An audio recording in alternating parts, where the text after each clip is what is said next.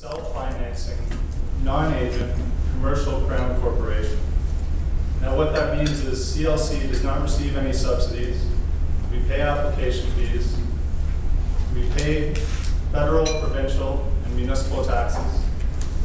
And essentially, we deal with the same realities that any landowner or developer does. And at 1 Port Street, there's significant costs associated with the property and with the site's rejuvenation. These include costs related to the environmental cleanup and soil cleanup, the maintenance and restoration of the marine infrastructure. So CLC's challenge in moving forward is to have a form of development that meets community objectives, that rejuvenates the site, and is financially viable at the same time.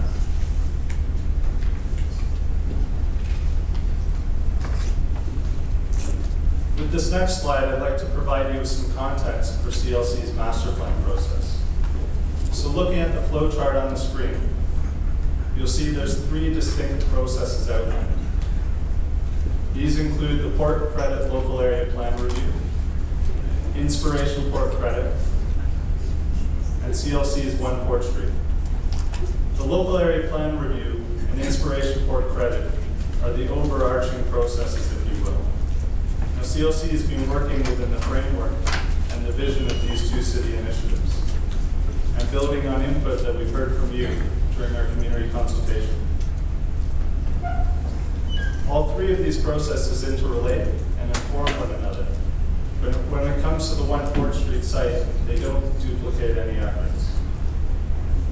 Now looking at the local area plan, the draft local area plan is part of the City of Mississauga's official plan. And it has policies for the lands in south central Mississauga.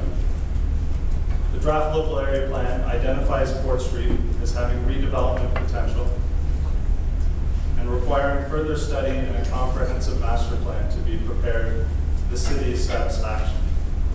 This master plan is supposed to address many matters, including land use, built form, transportation, employment uses, marine uses, and public access, amongst other matters. So this policy essentially provides CLC with its purpose, and this is why we've embarked on the master plan process and are consulting with you. Inspiration Port Credit also looks at the bigger picture and will guide the future of the CLC lands and lands in the area through the development of a comprehensive strategic master plan. Now looking at the CLC process for 1 Port, we're now at community meeting number 2. We met with you back in May at our first community meeting, and that was about providing you with information through our technical consultant. Tonight, here at the second meeting, it's about our designers presenting to you on what makes a great waterfront and taking you through the strategies of the master plan and getting your feedback. Community meeting number 3 we expect to be held early in 2013, and that's going to be outlining our strategies for the master plan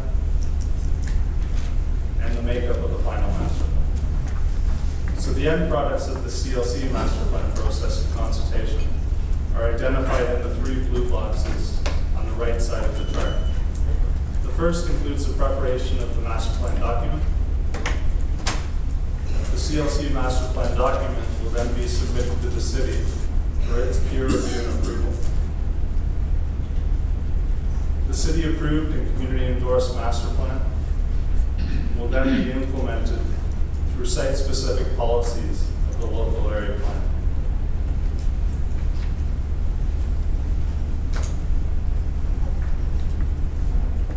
I also wanted to provide you guys with some clarity on CLC's role.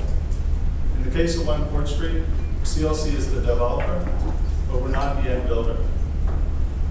We're developing the master plan to inform a development framework that meets community objectives and which will be reflected through site-specific policies of the local area plan.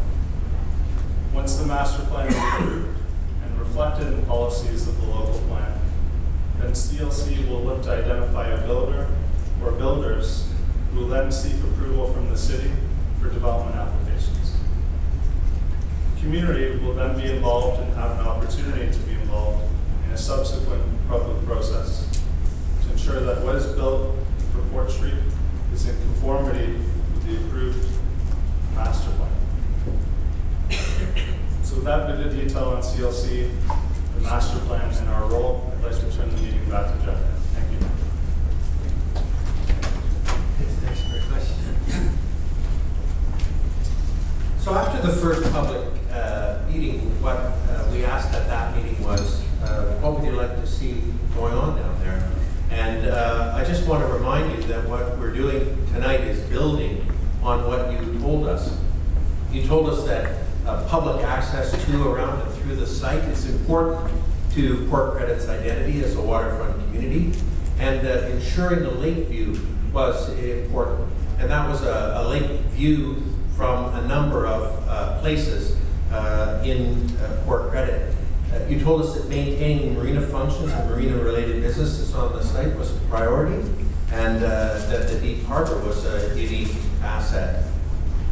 You told us that this is a regional asset, that it should attract people from residents of all Mississauga and the region, and residents and visitors year-round. You told us that the site should have local business and employment uses. Employment was an important consideration. You told us that residential, there was mixed response to the whole idea of residential development, but it said that low and mid-rise development was preferred over high-rise. In fact, you said high-rise wasn't something that should go forward there. There were mixed feelings about the city's plans for an LRT terminus on Port Street, and some people supported it, others had concerns which were generally linked to anticipated traffic congestion. All of this input is valuable to us, and our designers have taken that, and they are moving to this meeting, which is more about the form of this site and how various elements that will be reflected in the strategic plan are configured around this site. And so to move you forward with that, I'd like to introduce Roger DeToy and Jola.